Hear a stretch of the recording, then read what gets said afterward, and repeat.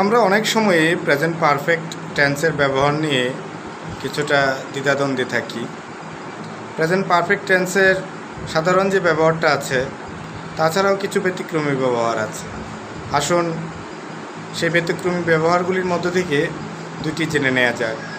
Present perfect টেন্সের কিছু ব্যতিক্রম ব্যবহার। অতীত এক্সপিরিয়েন্স প্রথমবার কারোর সাথে প্রকাশ করতে আপনি প্রেজেন্ট পারফেক্ট টেন্স ব্যবহার করতে পারেন। যেমন I have helped Rahim in his rainy days. অথবা আপনি প্রেজেন্ট পারফেক্ট টেন্স আরও অন্য একটা ক্ষেত্রে ব্যবহার করতে পারেন, সেটা হচ্ছে অতীতে কোনো একটি কাজ আপনি বারবার করেছেন, সেরূপ ক্ষেত্রেও আপনি প্রেজেন্ট পারফেক্ট টেন্স ব্যবহার করতে পারেন।